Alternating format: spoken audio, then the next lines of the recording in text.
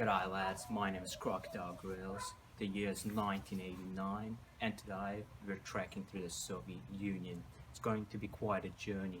You gotta go through 11 time zones, through mountains, through forests, through plains, and maybe tundra, I'm not sure. I'll be joined by my cameraman Steve. Say hi, Steve. Heyo! That's Steve.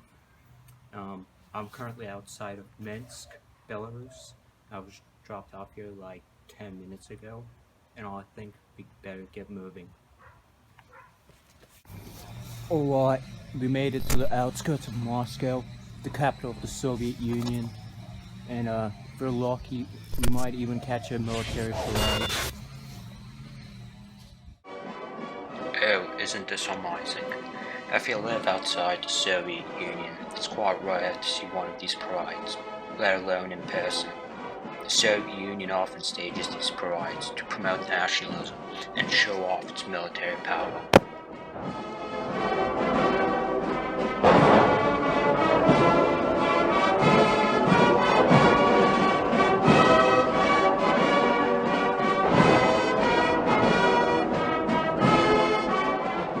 Nice. If you don't know who he is, then let me tell you. The one in the middle is Gorbachev, the current president of the Soviet Union.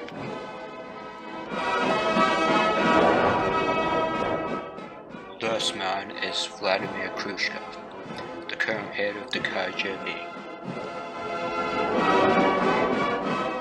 And this man is a general from the Soviet military. Can't really tell who he is. I'll give you information about all of them, but seeing how it's a military parade, it's only right to start with the military. What can I say about the Soviet military that has not already been said? It's one of the world's strongest militaries. It has an active personnel of 4,230,920. It managed to defeat and push back the Nazi army all the way back to Berlin. It has enough tanks to make NATO's mouth water. And it has nukes. А ну, чики-брики в дамке!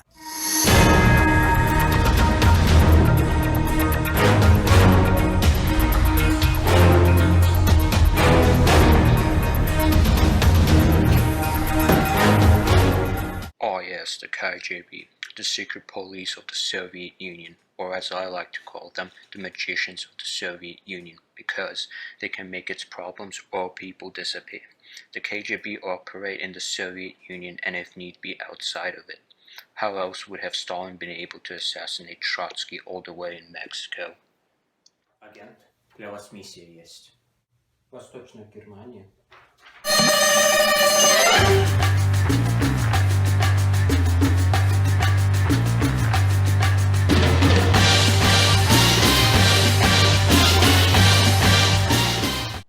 And finally, the Soviet government. Since its founding in 1922, it has been one-party communist, well, until Gorbachev showed up in the picture. Now trying to be more open and socialist, and it's trying to mend its relations with the West. Because before Gorbachev showed up, the Soviet and the Western governments would constantly bump heads, starting with the division of Germany back in 1945. That was interesting, but I think we better get moving now. Lads, I think we're lost. Should be in Siberia by now, but I think I took a wrong turn and ended up in Azerbaijan. Kurlyandsky, to be more exact. I don't know what you're gonna do, but... What? I don't understand what you're saying. Sorry, Crocodile Girls, I forgot. You don't speak Azeri. Well, wanna come to my house? I can help you with your getting lost problem. Okay, let's go. Oh, okay, alright. Nice apartment. Yeah, now as Steve and I were traveling through the Soviet Union, we've noticed a lot of apartments. Is there any reason for them? The apartments? Oh, the Khrushchevkas. Yeah, they serve a purpose. Back in the 1950s, there was a house shortage due to the growing population of the Soviet Union. So the government decided to build Khrushchevkas because they're cheap and fast to build. And also, take a seat. So, as we were traveling to your house, you mentioned that the Soviet Union was crumbling. Why do you think that? Yes, I actually think there are two reasons why the Soviet Union is crumbling. One of those reasons is nationalism. There's so many different ethnicities in the Soviet Union that almost all of them want freedom. Something interesting I found is that a lot of these freedom movements happen in the Western Soviet Union, where most of its population is. And also, those Western people have closer contact with the West and basically to democracy, which leads them to nationalism and protesting. The other reason I think the Soviet Union is crumbling is its failing and falling economy. As the economy fails, I think nationalism rises, and as nationalism rises, people start protesting and not working, which leads to even more of a falling economy, so it kind of creates a cycle of nationalism. With that amount of nationalism, I'm guessing the Soviet Union is a pretty diverse place. So I was wondering, with that amount of diversity, is there plenty of religions, and how do religions get along with each other? Yes, religion. The Soviet Union has a lot of religion, but the three largest groups are Christianity, Islam, and Judaism.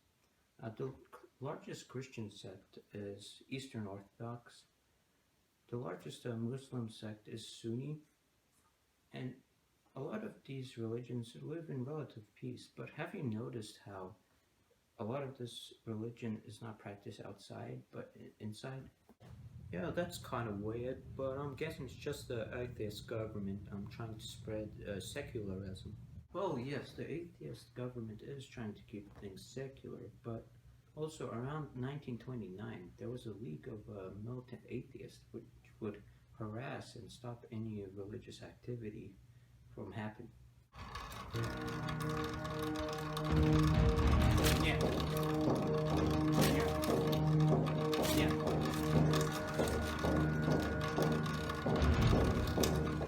Well, of course you didn't see them. They were disbanded back in 1947 or around that time. So yeah, just keep heading until you reach the main road, and then just keep heading north until you're out. Oh wait, Crocodile, wait up. This is actually pretty cool. These are old Soviet propaganda posters. They were used primarily to spread ideas that the government had at the time. And yeah, we have two of them. And they sort of became art over time, because all of them have a central idea and a pattern to them. A lot of them have red as the prominent color and a figure or figures standing in the middle of it to promote an idea. Quite cool, because it's from World War II, and it's actually promoting women to join the workforce, because during World War II a lot of men left to fight the war, and so somebody needed to be there to fill in the gaps. And the thing I find interesting about women's rights in the Soviet Union is that I think it depends more on class and not on gender on how a woman is treated. For example, if a woman has close ties to the Communist Party, I think she'll be treated better and have more rights than maybe a peasant man who has little to no ties to the Communist Party. So I personally think class and standing is more important in the Soviet Union than gender. Alright, Crocodile. See ya. Alright, I think we made it to the forest where Sergei lives. Now we just need to find him. Alright, I think that's him. Are you Sergei? What do you need? It was Timur. Told me to find you. Timur, yes, a good friend of mine, very good. By the way, do you want to come into my house? There's not a lot to do around here, and I think you want to chat. Sure. Short.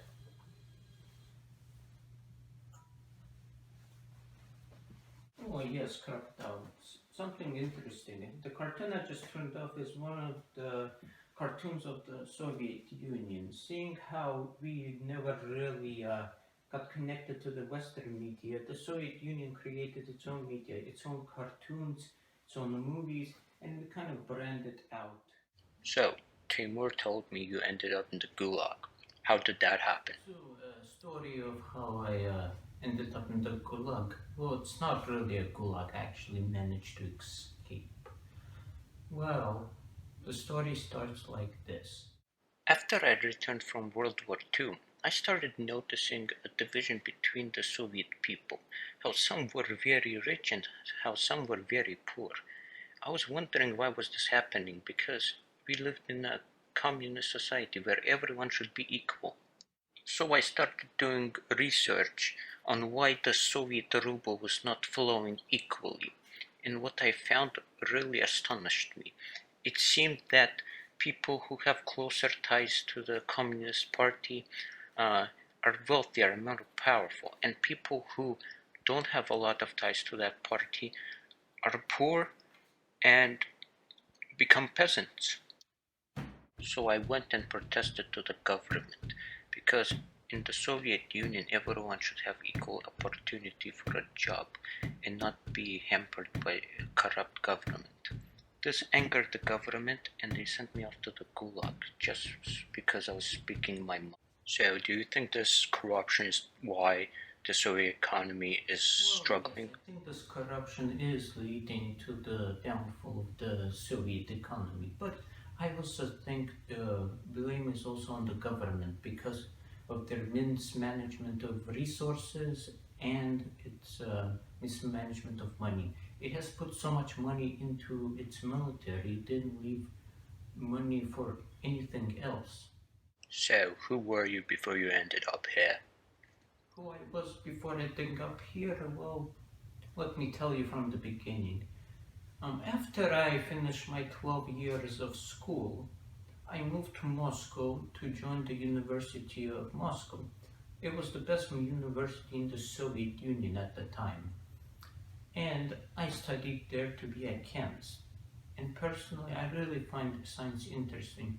I find it really amazing how we are going into space with stuff like Sputnik, and I also find it kind of cool how the Soviet Union placed the first man in space. Alright, goodbye crocodile, have a nice trip back home. Alright, we made it through the Soviet Union. It was great fun, and we met a lot of great people like Sergey and Timur. And it's quite amazing actually that the weather did not slow us down, because a lot of the Soviet Union is located up north, where it's snowy and it's quite cold. But that did not slow us down. We learned a lot of great things, and I think that's it. Alright, see ya.